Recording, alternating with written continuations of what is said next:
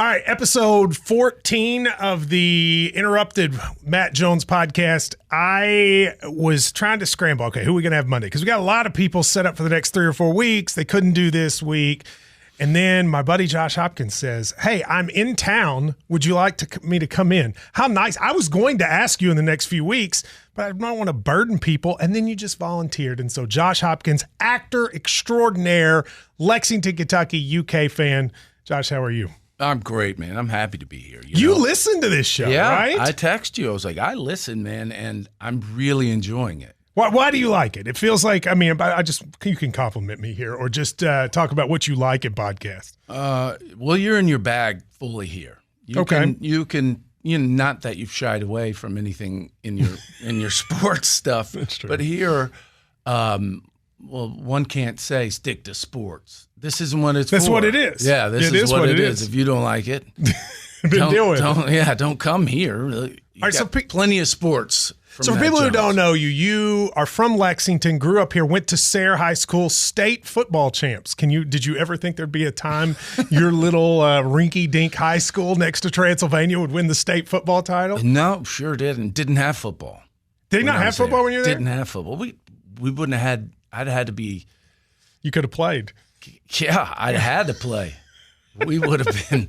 We'd all been hurt. So now who would have thought you're an athletic powerhouse? Those are your friends at coach, right? Yeah. Rob Goodman, Jay Atkins are, head coach and assistant over there.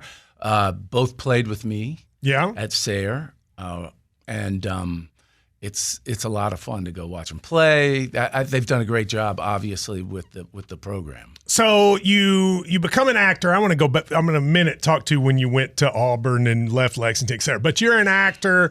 Go to Hollywood. How long you been acting? What between your first gig and now? I mean, my adult life. I moved to New York City when I was 21 or 22.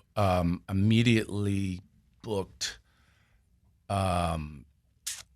understudy on Broadway for the show Picnic. I did not know you were on Broadway. Mm-hmm. Was that fun? Yeah, I was I was brand new in New York. So what's an understudy? Is that like if somebody gets sick, you come in? So did you ever have to come in? I didn't. Sucked. But Ashley Judd was in that production. Really? Yeah. Was that just a coincidence? Yeah.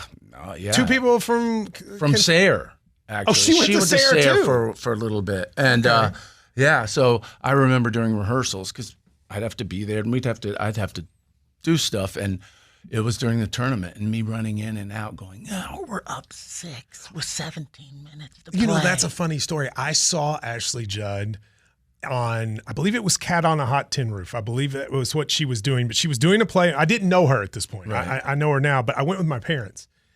And during the bows, I said, we beat Louisville. Because it was the day we played basketball against Louisville. I love that. She, from the crowd, I went, we beat Louisville. And she looked at me and went, really? And I said, yes. And she started celebrating. And many years later, when I got to know her, she was like, that was you? I remember. So like you were the same thing. Yeah. Running in and out. Going, okay, now we're down 4 with 7 minutes. Wow. Do you know what tournament was that? No idea. All right. So you go to Broadway. Did you do any more Broadway, or was that the one time? Yeah, but I never sang. You didn't have to sing, but you've been like a stage actor. Yes. Hard? Yeah, but it's all hard. It's just completely different. But there's no second cut there, right? No, but you also have weeks to months of rehearsal. So you're not worried about the lines as much. Did you ever have your mind go blank when you were doing it and you forget any of the lines, or did it just become second I've nature? had that happen. Oh. Yeah, that's fun. But the person kind of saves you. Ad-libs and saves stuff. And also that kind of stuff, it's horrifying as an actor, but that's why the theater's great. Yes. The people that come are like, it feels like big actors are doing more of that. Like I know Clooney did a show recently, and there was the what was it? The one that had Bill Burr and Bob Odenkirk and all of them. Right. Bonfire of the Vanities. Like, is that? Do you feel like people want to kind of go back? Did that always happen? Was that we're big? There was an aspect of it that always happened. I mean, the film and television. There's not much going on. See, so talk to me about that for a second. You've been doing this now for 30 years. Is it fair to say this is the hardest time to be an actor? Yeah. And explain to people why that is. Well, this is long-winded. I'll make it really short. But the process, what they built in Hollywood to make shows and television, it's dried up because now people are watching 15-second clips on their phone. Like TikTok? Yeah. Okay. And so there's a lot less. And as streaming started, all these studios and Amazon and Netflix came up, and they were making money, so they went crazy and gave out all these deals. There were shows everywhere, it felt like. Yeah, all this stuff, and they were like expanding. And that's the time when you had to be like, no, now I only can have Netflix for this. I have to see this, I have to have Apple Television. I have to have Amazon. Then no one could tell that the industry would go the way it did, and it all dried up. Is that because of COVID? No, before that it started because of TikTok and things like that, and kids not watching television. And so then they had all these deals out there, and they were going broke. There's too much stuff to watch, right? Even if you wanted to watch everything, you couldn't. Right, and it started to get watered down and worse. It wasn't like, oh, look, The Sopranos. There's still great stuff out there, but it was watered down, and they had all these deals out there for people that potentially to do shows. It spent so much money. Then they started going broke and consolidating and canceling stuff. Then the actor strike happened and writers, and that was a terrible idea because the studios and corporations used that to cut all those deals. Gotcha. And so now there's a lot less on. So it was a perfect timing of a lot of bad things happening. Yeah, and COVID, obviously. I always read these stories about how LA is dying, like Hollywood as we know it. Studios in LA are dying. You're one of the first people I know who moved from LA to Austin. You did that like 12, 15 years ago, right? Is that correct, that LA just as a place, not the city as a whole, but as a place for Hollywood is kind of dying? Yeah, well, it's an industry town, and the industry's leaving, so LA's not a fun, but when I moved there, it was Hollywood. It was great, and it was an exciting time in my life, and now you go back, and it's just depressing. It hasn't been that long. I've moved right before COVID, so like six years ago. Oh, is that it? I thought it was before that. Okay. Yeah, but what had happened was I was, even then before COVID, before everything went online and all the meetings, but it was already happening. I lived, I'd been there 25 or 6 years, and I lived 12 minutes from Warner Brothers. And they'd say, you've got a meeting with these producers at Warner Brothers. I'd be like, great. And they'd be like, but we're going to do it over Zoom? Yeah. Even though you were 12 minutes Yeah. from it. And then they started doing auditions and other meetings like that. I'm like, well, why? Why am I here? Yeah. I'm and you over went to this Austin, place. and now then a ton of people went to Austin. Yeah. I know your friends, like James Marsden's your friend, lives in Austin, but then Rogan went, and it felt like all these bro comedians went. And now I'm almost hearing backlash to Austin. Now there's people saying, now I don't want to be in Austin anymore. Do you feel that too? Yeah, sure. I mean, that's just the natural ebb and flow of things. If, see yourself a hero long enough to become a villain. That's true. And that's just the way of human you still nature. Like living in Austin? I love it. Yeah, so people used to give me a hard time on KSR when I would visit Austin, but I actually started liking Austin when you were there. I think I went one time, you were there, we hung out, we watched a basketball game. I liked it. I came back. During COVID, I came a few times. Everybody thought like I had a secret girlfriend there, but I just liked Austin. But I haven't been in a while, but you're still there. So let's talk about some of your acting stuff. You did, I think most people know you from Cougar Town. Yeah, I'd say. Is that the biggest thing you think you've done in terms of like the role you had in it? I mean, I think certainly, I don't know if it's the most successful, but it was the best for me. It was 6 years. So 6 years of Cougar Town. Yeah. You get a show like that. Did you know immediately this is going to work? No. No, you do know how many shows I've done, and it was the show, it was the thing coming out of pilot season everyone talked about, and either the pilot didn't go, probably 15 pilots, You've done 15 pilots? More than that. That didn't end up on the air? I mean, at least. Really? I'm not sure how many. Yeah, like some big pilot. Like there was one, L.A. Confidential. You remember the movie? Yeah. Well, this was the biggest show, and I was cast as the Russell Crowe part. And no way. Kiefer Sutherland was the what's his name? He's canceled. Kevin Spacey? Yeah, he was the Spacey part, and they put a lot of money into this thing. So it was you and Kiefer Sutherland. Mm-hmm. So you got to think this is going to work. Everybody. This was the biggest pilot of the year. So what made it not work? Well, the pilot was good because I've done something like that, and then the pilot sucked. I was like, I knew when I was doing it. You knew it wouldn't work. Yeah. But I knew it was going to cost a lot of money because it's period, and that's tough to pull off. But this happened a few times. The studio head, I think it was Warner Brothers, changed. After we did that. So the person that said yes now is gone. Gone. And the person that comes in is like, I want to do my own thing. I'm changing everything up. Like the Seth Rogen show studio. Like it shows some of that at the beginning. Exactly. Is that show like, I know it's satire, but is it kind of dead on? It's painful to watch. Is it really? Yeah. Yeah. I love it. It's hilarious. Hilarious. But like that absurdity, you think it? Absolutely. Wow. Absolutely. And so that was a huge swing and miss for me. I mean, that would have made a huge difference in my career. It feels like a lot of that then is just what? Luck?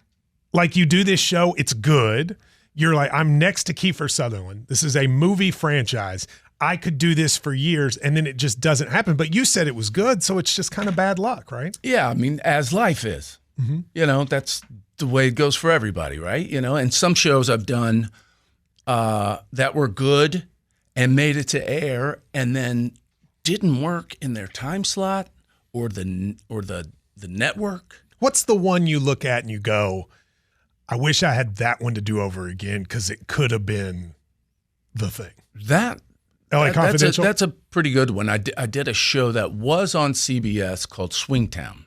I remember Swing, yeah. And it was originally supposed to be on Showtime or so. I think CBS owns. Is there still Showtime? Yeah. And it was about these couples in a cul-de-sac, and they were swingers. Oh, it was a show about swingers. Yeah. Oh, wow. And then CBS liked it so much, they put it on CBS, that doesn't sound like a CBS show. Yeah, it doesn't seem like Murder, after Blue Bloods, you would then go Tom Selleck to people swinging. Yeah. Mm-hmm. Yeah. Well, that's just back then. It's Murder, She Wrote. It's it's the original MacGyver. It's the original MacGyver. Okay, gotcha. So I'm like, why are they doing that? And on Showtime, it could have been a little raunchier, racier. Oh, I could see that as a Showtime show. Right? Oh, yeah. sure. But it was good. It really was good.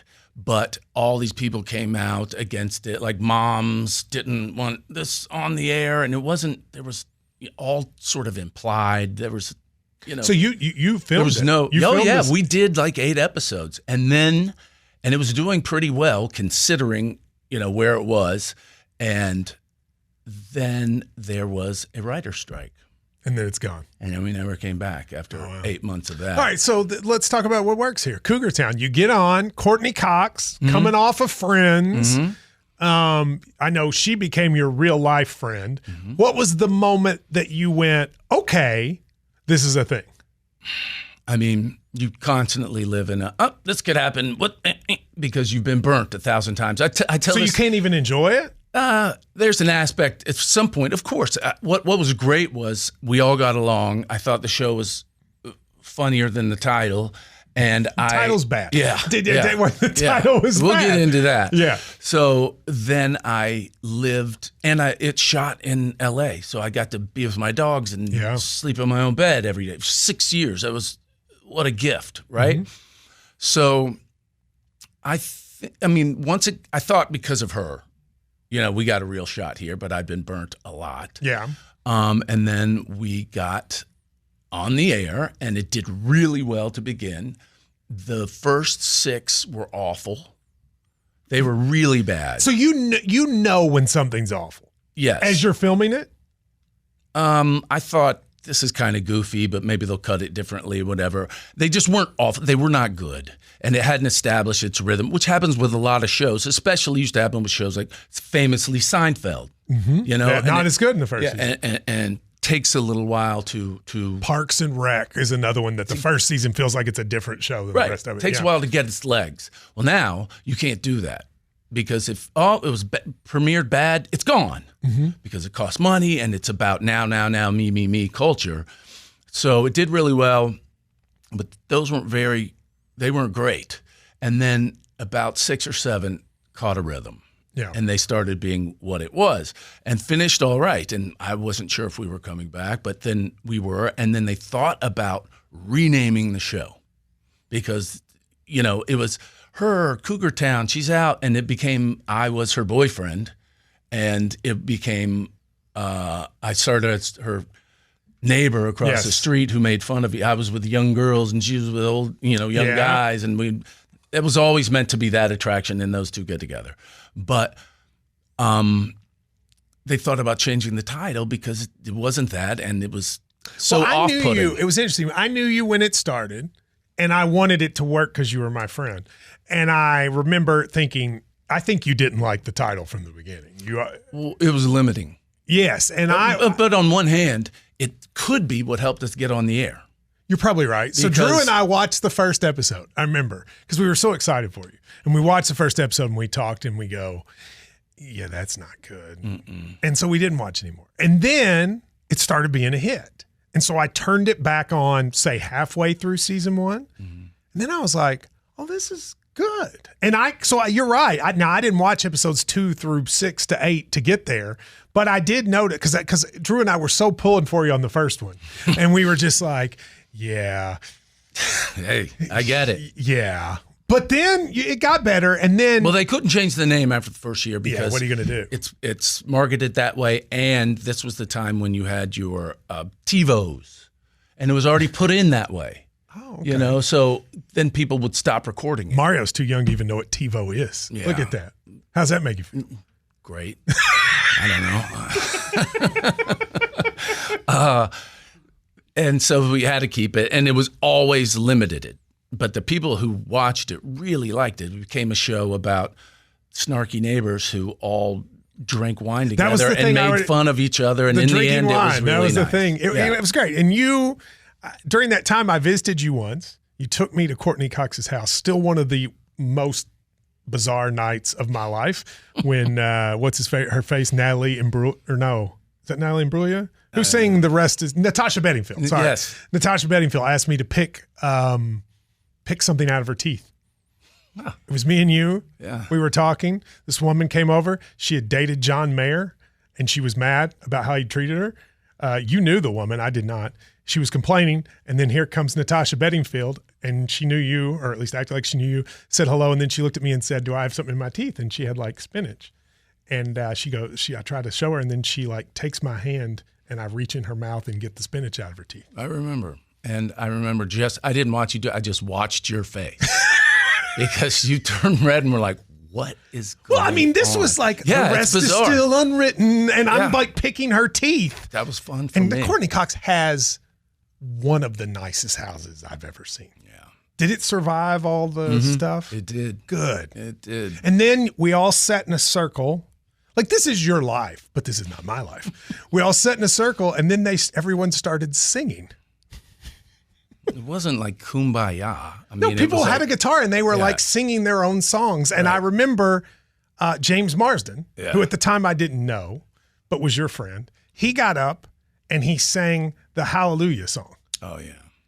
And I thought, this dude is way too good looking to also be able to sing. Yeah. I don't know that I've ever been more jealous of a person than watching this beautiful Malibu residence, James Marsden singing Hallelujah. And I was like, see, these people, they just... But like stunningly good. Like he could be a singer. Oh, yeah. He's been offered that. Imagine, it's tough and to be... And he's like your friend. Tough to be like best friends with that guy. right? He looks like that. Yes. He sings like that. He's super successful. He's a great actor. He's nice, fabulous person, yes. a great dad. And the most mad I ever got at him was because he's got all that, and everywhere we go, James. Everywhere. Yes. I've been out to eat with you all. Like, he gets stopped everywhere. But one time, because I have a hard time, I have dyslexia and I have a hard time memorizing my lines. You know, it's like hard for me. I got to work pretty hard. I didn't know that.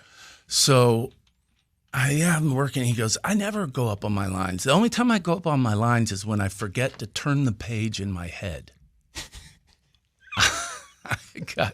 So, and you have a photographic memory. It's like your DNA needs to be replicated. He forgets to turn the page in his head. Yeah. Because he could just read it from his memory. Wow.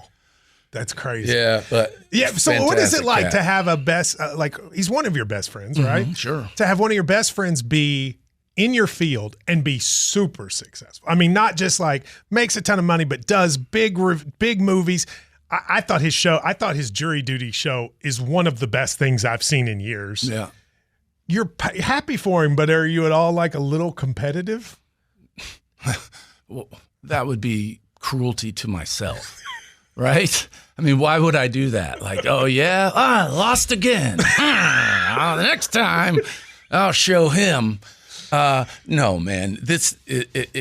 Any friends that have any success it's a tough field. And I got so many that haven't. Oh, you do. So you're friends with people that just never made it. Sure, most of my friends. Okay. You know, I know what you see is you come out and you see me with all these. I was with you with a couple guys who weren't once, but I didn't know who they were. They were just guys, right? To me, right? Right. Yeah. So anybody that does anything, if you're anything other than happy for them, you're just going to be a miserable person. That's just in life itself. Celebrate your friends. That's a great perspective. So you went back to on the bars and thing just a second. We went to dinner one time, and we were sitting at this table, and I was amazed at how we're just sitting there. Strangers would come up to the table and wanted pictures with him and wanted all that, and you were making fun of it while it was happening. That was the moment, because I don't think I ever knew someone like that. How exhausting it must be to be like that, right? Yeah. Yeah. I mean, you know, when people come up to me to get a picture or something in the airport, they're like, this must be, I'm so sorry. I'm like, thank you. Oh, yeah, this is awesome. Do you want some more? We could do an action shot. We could do a photo shoot. Around. Yeah. Can we go over there where everyone can see you getting your picture taken with me? Yeah. See that pretty girl? Go over there. I'm going to talk to her and come ask for my picture. That's great. But he just handles it, you know, always with. He does. He was very grace. Nice to all of those people. Yeah, because he's a nice guy. You mentioned with the pretty girl. I'm not going to say any names, but you've dated famous people a lot. And what's that like, to be the boyfriend of someone that is uber famous? You've had a few. I'm not going to say who they are, but you've had uber famous. I don't know. Hard.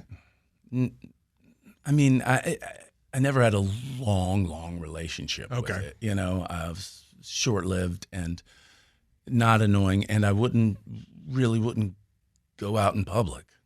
Oh, really? Yeah. Just wouldn't go out in public. It was annoying. Interesting. So that's a quote unquote celebrity relationship. Hard? No, I mean, it wasn't. I never got to the point where I was in love or anything. You know what I mean? Yeah. So it wasn't, and it was. How old are you? Interesting stories. 54. Okay, one thing. I mean, you are on a much different level, but you and I share is I'm 46. You're 54. We've both been single our entire lives. Mm-hmm. Do you get as tired of as I do of why haven't you married somebody? Like, I'm sure people say that to you. Oh, my whole life. The thing is I never. This was not my plan. If you talk to 24-year-old Josh and 54-year-old Josh had never been engaged and has no kids, I'd be like, what is wrong with me? I get that. That was never my plan. But life's. You know what I mean? I think being in LA was really tough. I think my industry, I would start to get a little momentum with someone, and then I'd have to leave for 6 months. Yeah, so that'll sometimes the country. Sometimes it's difficult. That's one of the reasons I got out. Too was one of the this is not going to work. One of the reasons you got out of LA? Yeah. Okay. Yeah, I was just I've exhausted this city, and now I'm too old and tired to go pursue it here. Yeah. You've got to drive 40 minutes or go. It's terrible. But I don't know what the question. But I never would have thought. And everyone's like, you'd be such a good father because I love kids. You do love kids. You really do. And I've had to accept at some point maybe this just isn't in the cards for me. Yeah. People are like, you could do it because you're a dad. Yeah, but I'm like, if I had a kid now, I'd have to hire someone to throw ball with him. Like, I could catch it and then hand it off. Mario, you could come, throw to my kid. I catch, and then I'd be like, well, could you pick him up and hold it? Okay, so because I'll be honest with you, I'm dealing with this with myself because people will say to me now when you meet a woman, cool shoes. Thank you. They'll say something like, well, do you not want kids? And I always have to give the same answer, which is, well, if it happened, that would be fine, but I don't want to consider my life a failure if I don't. And I have this mixed reaction. I'm not lonely, and I don't live in any regret of not being married. At the same time, if you said to me, would you like to die and have never been married? The answer would probably be no.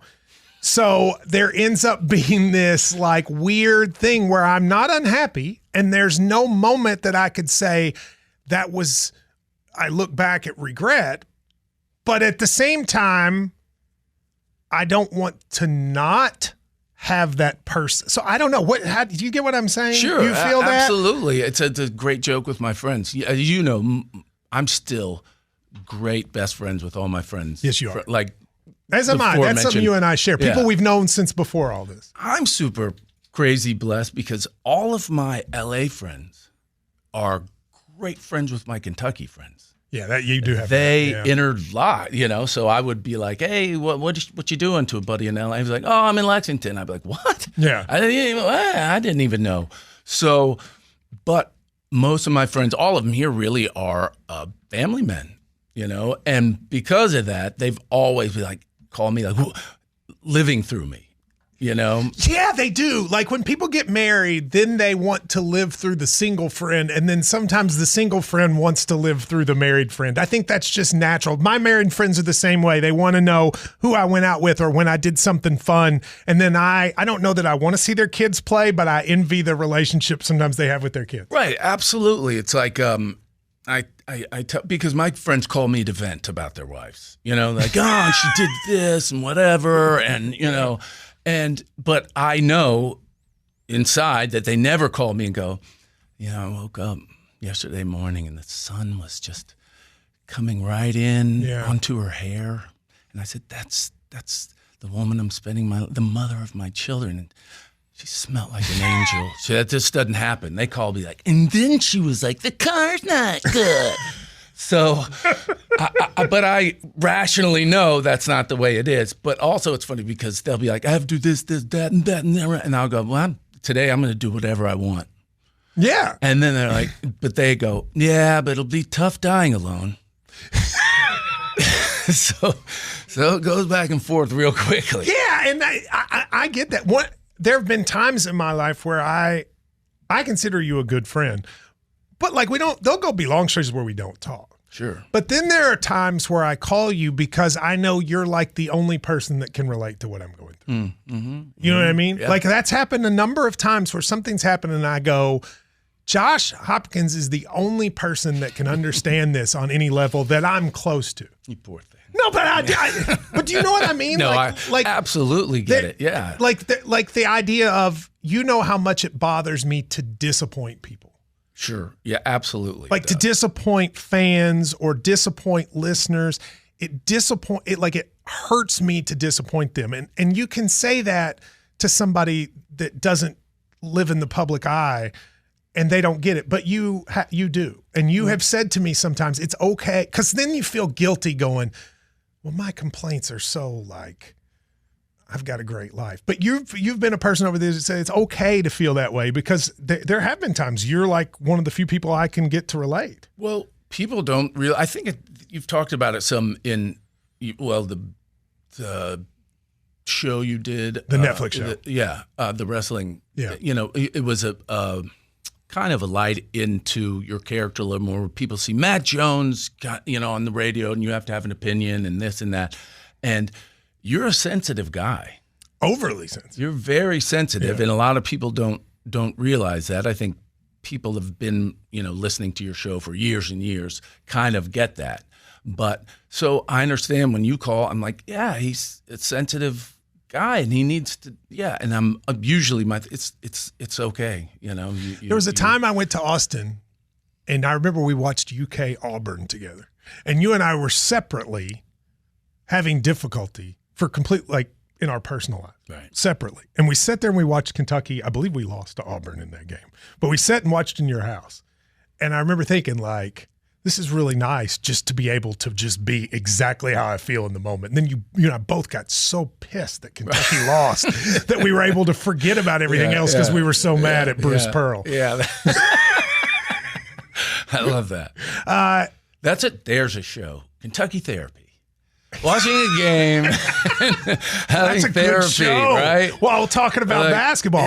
Think about how many people could do that. Yeah. I want to talk about your Kentucky. That's a missed opportunity. You know how many missed opportunities I've had personally? Kentucky Therapy. I need to make my free throws in life. I want to talk about your Kentucky basketball fandom in a minute, but let's back. What is the piece of art or work that you've been in that you think was the best? Even if it wasn't the biggest role, what's the movie or the TV show that at the end you went, this is the best thing I've done? People always ask, what's my favorite? And it's hard to do that because my favorite can be, I did G.I. Jane years ago, and I've remained close with all those people.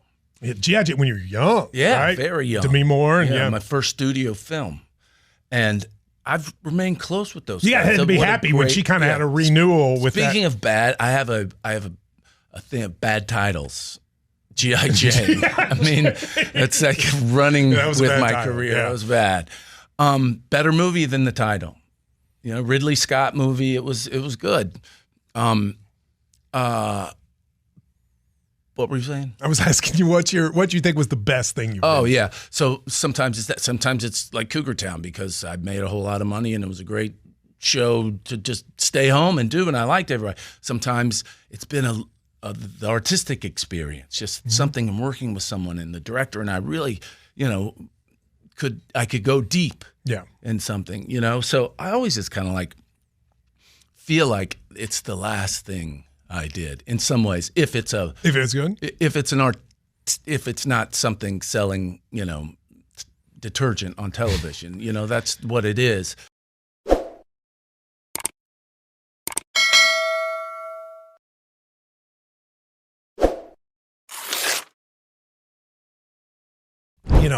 For people who don't know, they certainly know of the movie. Rust was where your movie with Alec Baldwin, where the woman who, what was her job? Where she was the DP, director of photography. Director of photography, which is a huge. Is that a huge job? That's one of the top 3, 4. Yes, I mean that's everything that you see on the screen is she's responsible for, as far as the lighting, the background, the look, the everything. And it's a Western, which is makes it even more DP's dream. So she's on the shoot, and cinematographer, you'll hear it called. DP, director of photographer, And that was the movie where she was accidentally shot and unfortunately killed. This happened many years ago, and the movie just came out not that long ago, but of course led to many years with Alec Baldwin and the issue. I don't know to what extent you've talked about it.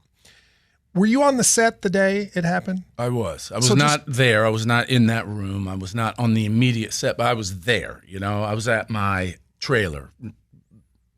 Very close. So talk to me about what happened that day. I mean, from my perspective, it was obviously one of the most was a horrible day and one of the most surreal experiences of my life. But I mean, I'm in my trailer, and the days just as they do, hurry up and wait. That, the cliche you hear, cliches are for a reason.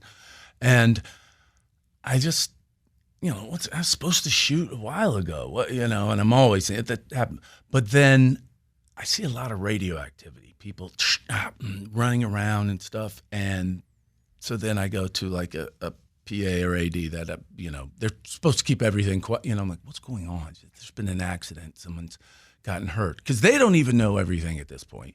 And I thought it was probably a stunt gone wrong, because there were a lot of stunts. Mm-hmm. And I remember there were stunts that day, and I was worried about a stunt man having been hurt or something. But this is unfathomable to me.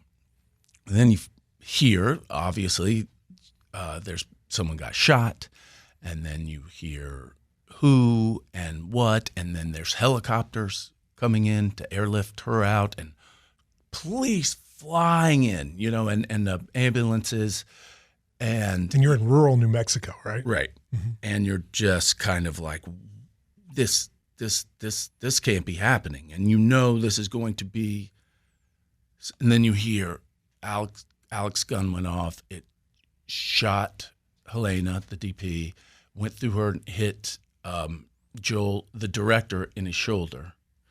And then you see they're airlifting her out, and you're just scared to death. I called my parents, my family. Oh, no, I text on our family text chain. I said, you're going to be hearing about this thing and the shooting, and I am fine. Mm-hmm. Okay? I just want you to know that. I can explain later, And even my sister remembers going, what's he? We're not going to, And immediately there I am on my phone in my trailer, and I can see my trailer from up. There's helicopters live on my, I'm watching, and I'm just freaked out. Obviously, this takes a long time. They drive Joel out in an ambulance. They airlift her to a hospital, and one of the medics comes down, and he says, she's going to be fine. That's what he says to me. And we're like all freaked out. And so then at some point we're all sitting there, and we all start on our phone getting, she's passed. All of us, like at the same time, different outlets. And like news report. Yeah. And I'm like, this guy just told me I'm here. This guy just told me she's going to be fine. He was up treating her. And then that sinks in as much as it can. Now you're just numb. And then the police come in, and it's like, no one can leave. This is a murder scene. Wow. So, I get emotional talking about it, because she was, it was an emotional time. She was a wonderful person. And so we all had to stay there for a long time and get questioned and corralled, and then eventually they let us out. And then there's police coming off of this ranch we were on. I mean, there were people, paparazzi and all these people trying to get pictures. And then the next day, maybe it was two, I think the next day, I mean, I know we're getting shut down. I think this is all, like, who cares? Yeah. But we have a huge meeting in the ballroom of a hotel that a lot of the crew is staying at, and Helena Hutchins is her name, and her husband and son came. He was 9. Oh. And we have this big discussion about it. And they're there, and her husband is amazing. He's like, she loved this more than anything in the world. She loved this art more than anything in the world. He was joking, like, we came second. And he was making this crew of 100 people feel good, which was one of the most amazing things I've ever seen. I'm sure they're all, but there's his son, and it all's hitting, and it can't. So it just hurts my soul now. And then we're released, and I didn't want to go. I didn't want to go back through the airport and go back to Austin because they were waiting for us. And Jensen Ackles, do you know, he was on the movie, and he and I drove. He had lived in Austin too. He and I drove back, so you wouldn't have to deal with any of that. And then, I mean, that's the very quick version of. So then it becomes story. a circus, because of Alec. Probably then I can't heal from it, or no one can. I mean, and it's not like I'm the main one to have to heal from this, but it's a tough event. And when you're on a movie set or TV and you are on location, it really is. You become this community because like a camp, right? Because you're the only one that knows each other, and so we're the only ones that knew what this felt like at this time. And I try and relate in my mind what it must like in a way to be at a school shooting, where only the people in the school really understand what this feels like in this moment. Yeah.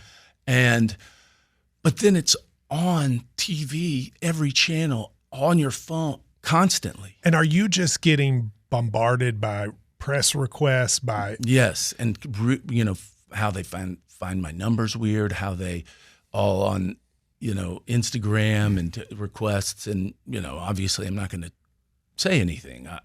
I don't even know what's going on. I don't know what happened for sure.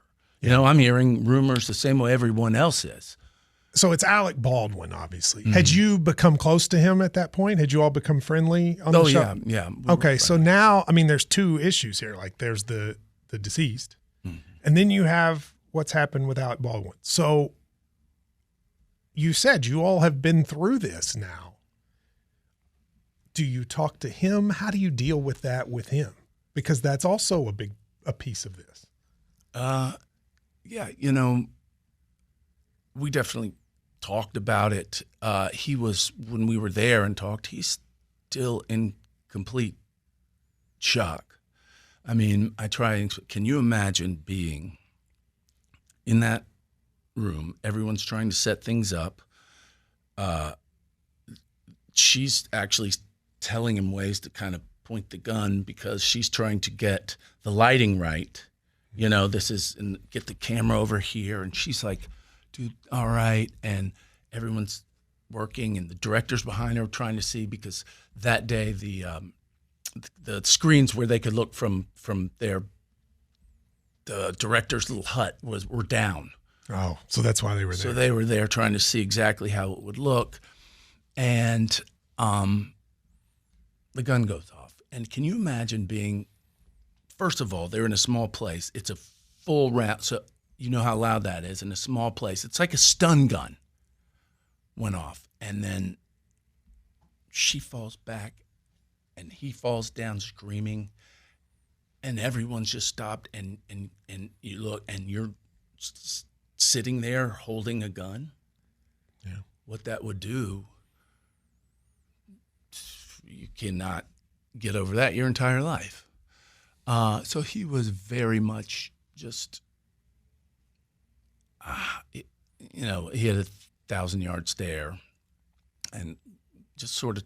But once he went back to New York, we spoke a couple times. But he was leaning on his family and going through a lot. And I just, he'd call a couple times, like, hey, But he had other people to talk to about that. But what they tried to do to him is completely unfair.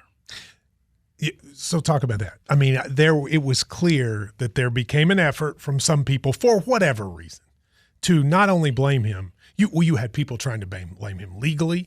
You had people who just didn't like him, who were blaming him in the press. When you were watching it, did you felt like it was unfair? Yeah, completely, and motivated politically, and I felt like the DA there was trying to make a name, and a lot. It was infuriating in a lot of ways, and then you read things online, which you shouldn't do, but people don't know anything about a set and how it works, and they don't know about anyone's heart. And anything about the situation, and he's this and that, and Donald Trump Jr.'s selling T-shirts that say "Guns don't kill people, Alec Baldwin does," and I just think it's so gross. And when you're on a set, I've shot a gun, I don't know how many times on a set, a lot of times. Even just to carry a gun on a set, they come up and the armor comes in, and I usually had Glocks, because I was doing police stuff or something. They come and they shine a light through the barrel, and then they show you there's nothing in it, and then they take it and they cock it and they boom, shoot it and give it to you, right? Well, I always do. I will say I always cock it and go boom again. Right? But this is the first time I'd worked with 6-shooters, and they're old guns, very old, and so some of them wouldn't fire. It was different. I was not used to this. They'd show you, and there's these dummy rounds in the chamber. And so also, I didn't even know, this is how dumb I was about 6-shooters. I was like, those old guns, you have to pull the trigger back for it to work. You don't just pull the trigger and the trigger comes back like our old cap guns and does it itself. It doesn't do that. Those, you had to pull it back and shoot it. Had it. That's why you see guys doing the bang, bang, bang, with their hand on the trigger. Mm-hmm.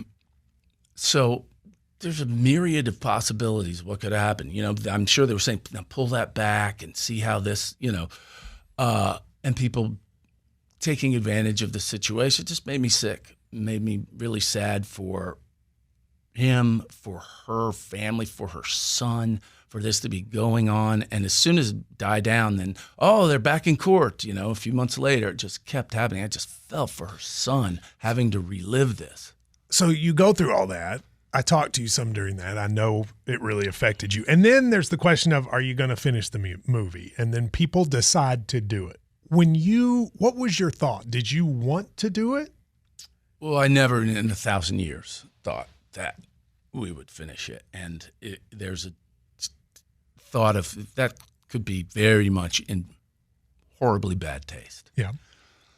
Well, there was talk of things, and so they called me. The director called me, and he said, "Look, the family wants it done. They want this finished." They said that's what she would want. She was so excited. They want the world to see her work. And I said, "Look, I believe you. And you're not going to lie to me, but I ain't going anywhere until I hear it from the husband's mouth." Okay. So they put me on a Zoom with him, and he asked me to come back. He said, "This is what she would have wanted, and we want the world to see her work, and we want this finished." So not only did he want it done, her parents and sister all were in agreement. They wanted it done. And all the money from the movie went to them. This is not a cash-making deal anymore. So then I'm like, this makes total sense. I'm not going to tell you no. Yeah. And it was a difficult thing. And did it feel when you got back on set? Yeah, really crazy. We had switched locations. Thank God we didn't go back to that. So we went to Montana and finished there. But that also felt like, wow, we have a real big responsibility now. Yeah. So now you go back, or have you had a situation when you've had to now hold a gun in your hand? Oh, yeah. Well, on that set, now, obviously, there were no working guns. Okay. Now, which is the way I think it should be all the time. And I don't understand with CGI and the things they can do today. Put a muzzle flash. Now, it's becoming on YouTube, be a mime now. I've got a recoil with the shot. Who cares? Yeah.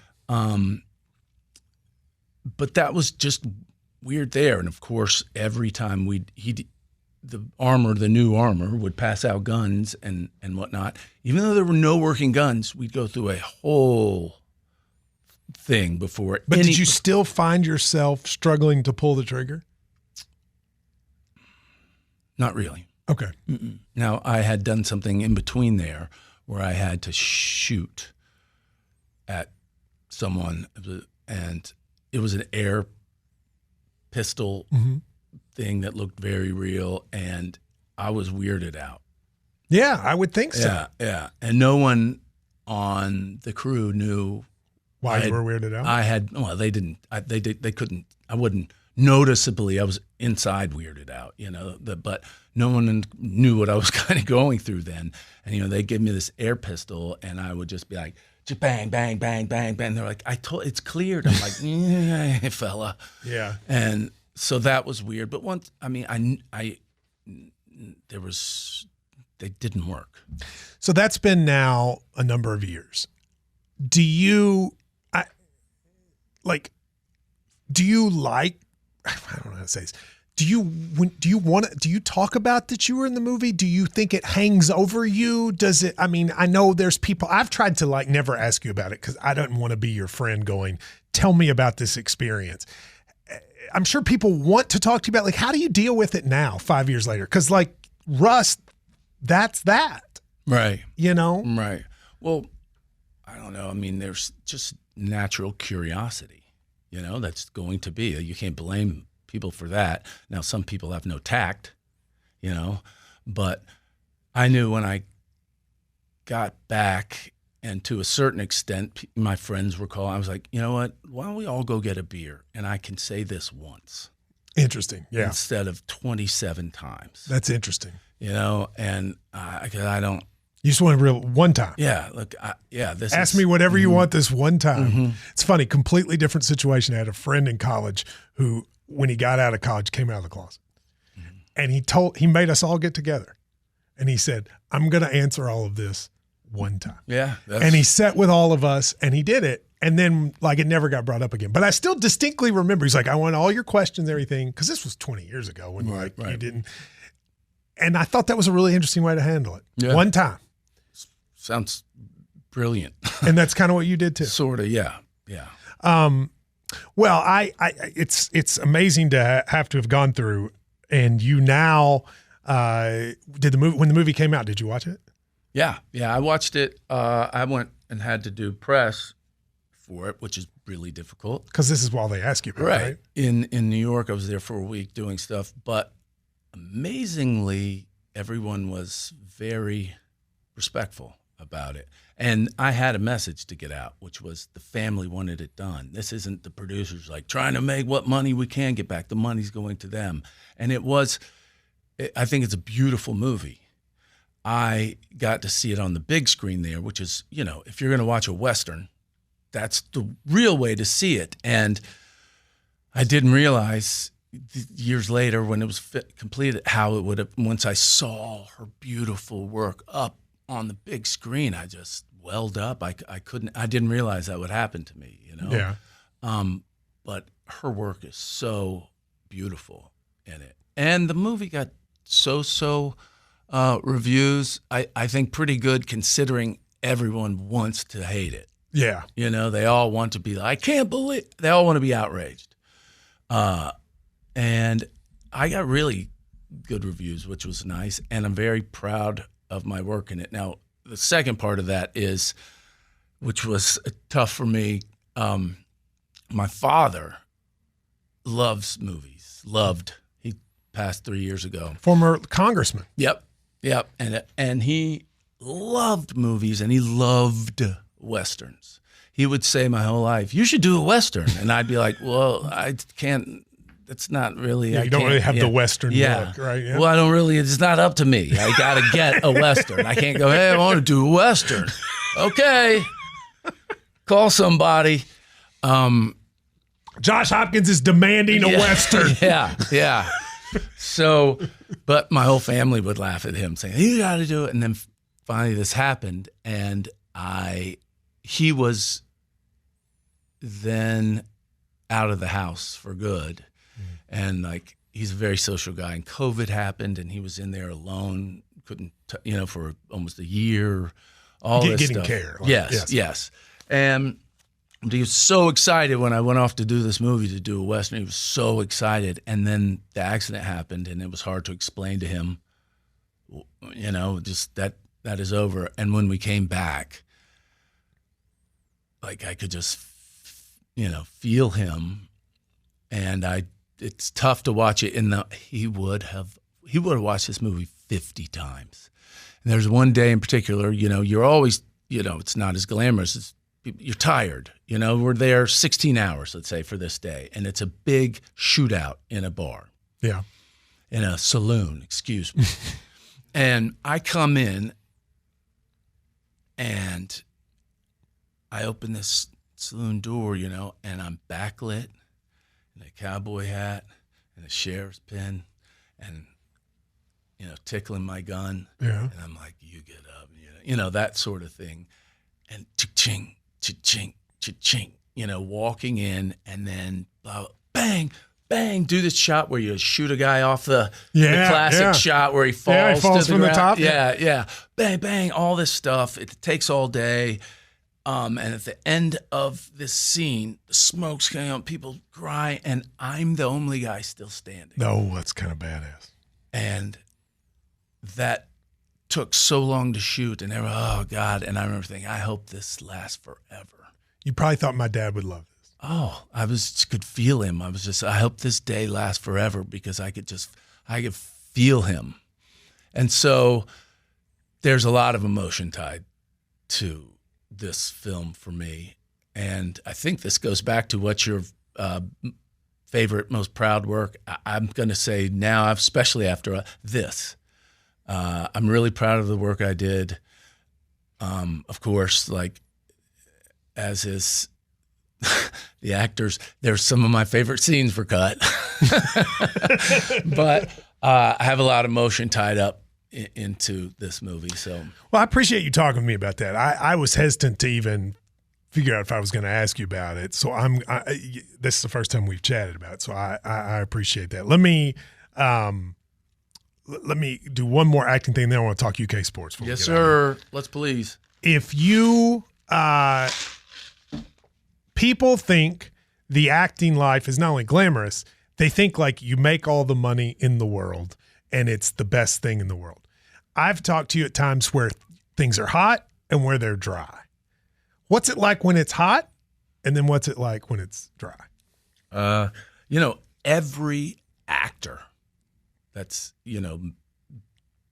maybe not Leo or has dealt with this. Yes. I mean, I heard Jerry O'Connell say, I'm kind of a failure. Just said that a couple weeks ago. Every actor deals with hot and cold times. I always say to people, I know a lot of people more talented than I that gave up because they couldn't handle rejection. Yeah. I've been rejected more than a whole that would be hard for me. Lot of people. But I've have this ability to be like, next, forget about it. I did the best I could in that audition or this, and move along. Now, when it gets really, really, really close to something that could change your life, and you don't get it, that's heartbreak. Is there one that sticks out? Yeah, Jerry Maguire. You were going to be who? Funny you should say that, but Jerry O'Connell's part, the quarterback. Really? Yeah. They flew me from New York to read. I read with Tom Cruise. Oh. Yeah. Yeah. Yeah. That would have been a big one. That would have been a big one. Mm-hmm. And later I saw the casting director, and she could have just been, but she was like, if you'd lived in L.A., you would have gotten that. They did everybody so many times and made them come in, and I was perfect. It was the cocky quarterback. I was only 20, whatever, Yeah.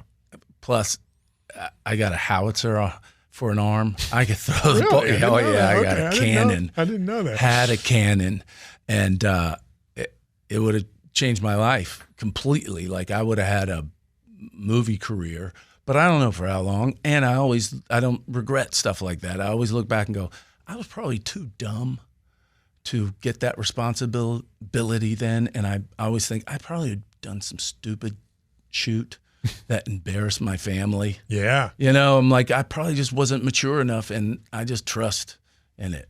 And then immediately afterwards, I booked G.I. Jane and met some of my best friends for life on that. So I'm like, there's just reasons for things. All right, so let's switch gears. Let's talk a little UK sports. I met you because when I was doing the blog, pre-radio show. Okay, so this is just when I'm a dorky kid writing on a blog. Out of nowhere, this actor writes me and tells me how much he likes it, and I remember thinking, this is the coolest thing in the world. This is an actor, and he likes my blog. That's wild. And we end up talking, and I just realized you're not just like famous person that's a UK fan. You are a crazy UK fan. I am. It's not as a lot of Big Blue Nation will attest. It's like basketball's. It's not fun. It's like it's fun from game to game. We win, but like come March. I almost enjoyed this March more than many others because it's not fun when you are the best team. It's like there's almost too much pressure. It's too much. It's too much. And when you win, you're not happy. You're just relieved. You're like, whoa, we got through that one. Let's go. And when you lose, it's devastating. 2015.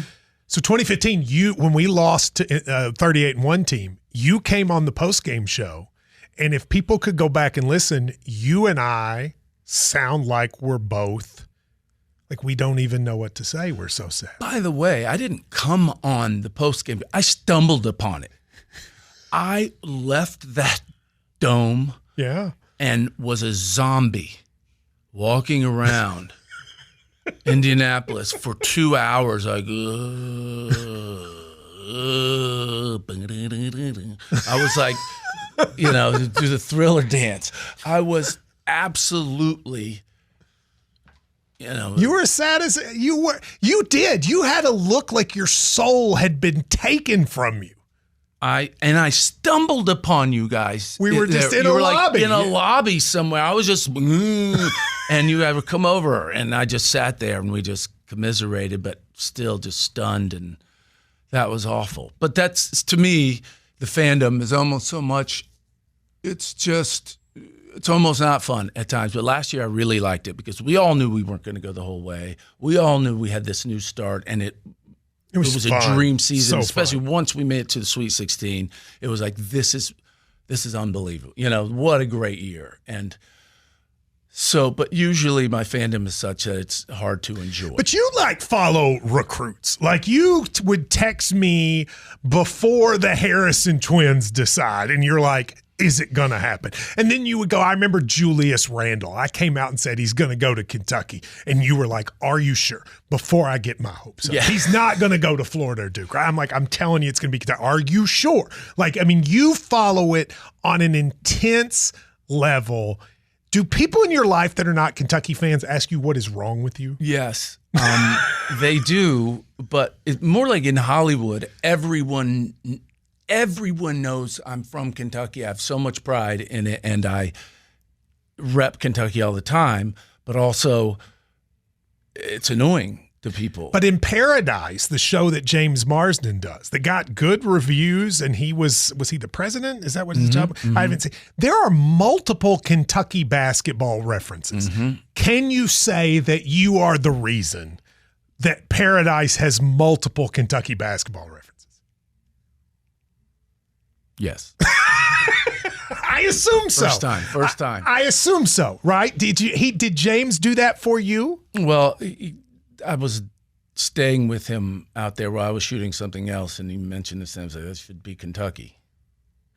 Oh, it was going to be something else. Well, they were talking about a team, and then they talked about Leitner, and I was like, this should be a thread here, because then his name was, his call sign to the Secret Service was Leitner. Leitner. So, yeah. Dude, how cool is that? But everything I've done. That's fandom, to get your friend to put references to Kentucky basketball in. Well, everything I've done, like a TV show, there's always been like my character on the walls, like a diploma from the University of Kentucky. Or nice. He opens his closet and there's a Kentucky shirt. Always put little things in just for fun. Yeah. No, that's great. You went to Auburn. You, if I'm correct, if I remember, broke into the Kentucky locker room when they played a road game at Auburn to steal Kentucky paraphernalia? Yeah. Yeah. Not because you just wanted it. I was in the plan. I was in the planning stages of it. We had a buddy who was for Auburn's team. What are they? The manager. Like a manager. Yeah. And he said, I'm going to leave it open. And then one of my roommates. And so then another buddy who was visiting, who didn't go to Auburn, went in there and got the booty. And what did you get? I still have this Mashburn shooting shirt. It says Mashburn on the back. It's so there on my Instagram. If you go way back, I took pictures of it. So this was when Mashburn's on the team. You went and got Mashburn shooting shirts. Mm-hmm. And then we were like, this is so awesome. Oh, we can't wear them. Yeah, you could never wear them. Yeah. You could never wear them. So dumb. We were and didn't you grow up like an insane fan of Rex Chapman? Super. It hit me at the exact spot of, he was only 3 or 4 years older, but. Didn't you like go and take pictures with his car? Yeah, of course. when he would be like at Fayette Mall and be there, remember, people went to the mall because that's how bored we were. Yeah. And go to the mall, and like a couple times Rex was there, and then I had to go to a payphone and be like, Rex is here, and people come, and we kind of like follow him around. He'd turn around, we'd be like, da-da-da, look at our watch, like we're not following him. You became friends with him. Like you became. But this is great. This would be like Mario becoming friends with Bronny. Like you became friends with the guy that was your hero. That was bizarre. It's still wild. We're really close, and still when my phone will light up and says, "Oh, calling Rex Chapman," I'll be like, "Oh, call!" Oh my God. Rex is calling. I'm all tingly. And then I'm like, what's up, dude? Yeah, man, I'm just chilling. Yeah. That's awesome. And so you live and die by these wins. Favorite win of all time for UK? Besides like a national championship. What's your favorite win? Yeah, boy, that's tough. That Anthony Davis block at Rupp Arena over Carolina. Great. Were you there? Yeah. Oh, it was so loud. Really enjoyed that. Such a great environment. There's just. Well, let's go. For our Kentucky, let's just go over a few things. John Wall crossing him over in Rupp, and like when you knew we had John Wall. Oh, that was. I contended at the time because people do not realize this. Before Cal, through our era of basketball, we had an amazing lack of NBA players for a long time. I mean, for a program that was still the best program, Tayshaun and Rondo, and that's about it for 15 years. I mean, Bogans, I guess, but not many. But they weren't MVPs and all-stars, and this wasn't. But that's 3. And then, Cal came in, and now we have which is so much fun. So when John Wall came, Carolina had Jordan and all these schools, Len Bias, and we just didn't have the coolest player. Yeah. And you were insane during the John Wall recruitment. You texted me every day.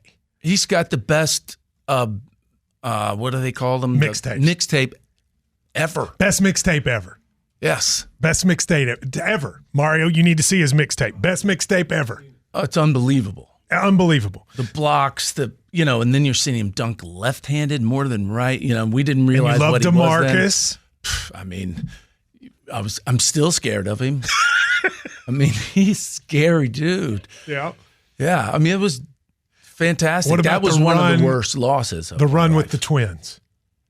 So much fun. What was great about that was I was shooting something in Montreal, and the tournament started, and I went to a place like they're not watching it. I went to a sports bar, and they got junior league hockey on every TV, and I'm irate. I'm like, what are you doing? And then we'll see if we can find it, eh? Yeah, basketball. Yeah, I like the dunk shot, eh? Yeah, we'll see if it's streaming on here. And we'd get them, and then finally when we got to, out of the first round, they were on TV. Yeah. They had the New York feeds, and I just remember being in my hotel room watching those alone. And I had a thing like every year, like when where I'd have to set my phone just right. You got to be in the right spot. And that year, one of my worst things, I don't know, every time someone would text me, because people that are, like I said, everyone knows I'm this huge fan, and people that aren't good enough fans be like, hey, they're doing good. And I wanted to jump through the phone and kill people. Yes. And I somehow, in my worry, but I had to write everyone back. I'm like, yep, sure are, thanks. And then they write back, yeah, you watch it? Yes. Click. And then there'll be all these people. I felt like I had to answer or we were going to lose. Yeah. So that was awful. But hitting those shots, that was a run in sports, just plain sports history. If that had happened in awesome. any soccer league, anything. What about when we lost to Luke May, the Luke May jumper with Fox Monk Band? Yeah, that was one of the most fun years. When did you jump off like you were like, I loved Cal, but we need a change? Or did you never? You have friends who were way off. Sure. And you were always having to deal with that. I guess what happened with me was probably similar from what I can hear, happened to you and several people. I was like, we owed him a lot, and he's a Hall of Fame coach, and his shtick got tired here, and it was obvious that it would be better for everyone. But I was, and get who? I didn't know. That's a big. You were nervous about Pope during that time. Sure, How could everyone. you not be? Everybody was. I was like everyone. I went to bed that night like, what in the world? And woke up like, let's go, because that's all you can do, And it's turned out to be so great so far. But I was pumped about Billy Gillespie. You don't know what you're going to get. You were like, he doesn't have a wife. He's got plenty of time. It's all he does is basketball. That's exactly He's married what I said. to the game. Yep. Yeah, and then I'm in Austin, and I see they've done this with their football coach for a decade. They finally got a guy in their back, but they got the most money to spend and everything. You do not know what you're going to get with a coach. Do you, the famous people in Hollywood that we think are Kentucky fans? Ashley Judd is a real fan. Yeah.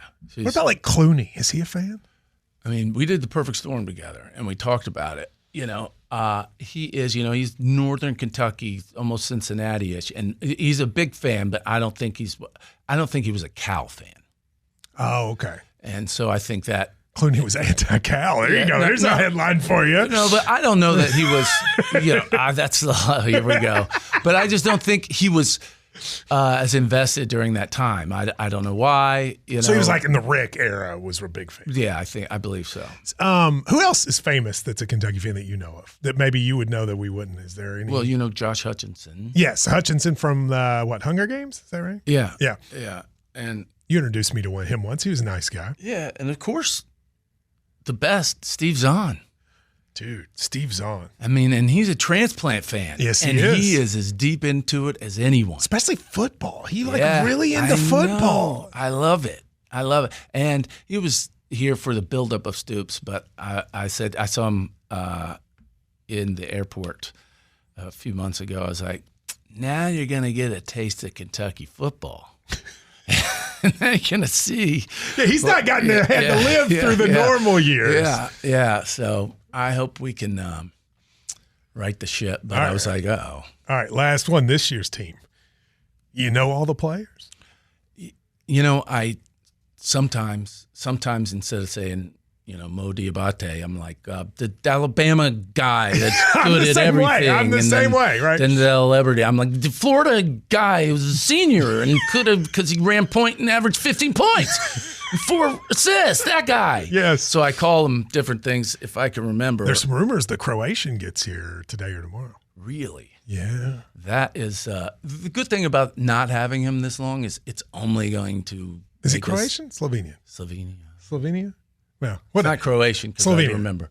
But you would remember. Yeah, because you big into Croatia. Well, I remember Tony Kukoc, and there was. I think he's Slovenian. I think that's what he is. Yeah. And but at this point, because we've been without it, if he's great, it's only icing.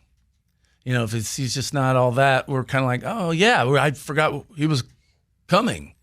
But I'm excited to hear stuff. I thought it was really interesting. It's not just Cal that does the coach talk to the press, right? To talk to his team through it. And I think we're going to be hearing a lot from Pope about the defense. Yeah, they got to get better. Yeah, because he came right out with that the first thing, saying they were just terrible on the defense, because he knows that's where we're going to hang our hat this year. Win or lose. That's right. We're going to, if we're going to be great, we've got to be great at defense. I want to tell you, I like to do this with people that people may know, to say, to whatever extent a seal of approval from me matters. Josh, you are one of the nicest people. When I say a good friend, you're like a great friend. You're not only a great friend to me, you're a great friend to a lot of people. And it's very kind of you. You have been there for me in some difficult times. And you're also the kind of person who out of nowhere texts and says, dude, Wrestlers is really good. But that was support your buddies, Yeah, but you were but I think you even said, not like you're my friend and it's good. It's legitimately good. And I ain't gonna lie to you, but I didn't grow up like you liking big time wrestling. Yes. I didn't. Right, the Macho Man, Randy. But I always thought even when I was 9, I was like, this is stupid. Yeah. It's fake. It's obvious. Look, he missed him. And the guy felt that, even when I was little. But I did enjoy the spectacle, it's on Saturday morning if there was nothing else on, But so I knew this was going to be something, it had to be more than that for it. And I knew you had and I really did enjoy it. And coming back to earlier, I thought it was a chance for people to see the sensitive side of you that they don't get to see. Mm-hmm. Yeah, so. Well, it was very nice of you, and you are a ton of fun. And I'm going to make you, now that we've done the Josh career interview, I'm going to make you during the season just talk basketball with me sometime. You into that? You mean the one I'd rather do? Yes. You're gonna. We're gonna. No, but we're gonna. I'm gonna make you come on and we talk about the team at some point. You into that? Yeah. All right. Good. Okay. Good. I'm glad. Josh, thank you very much. Thanks for having me.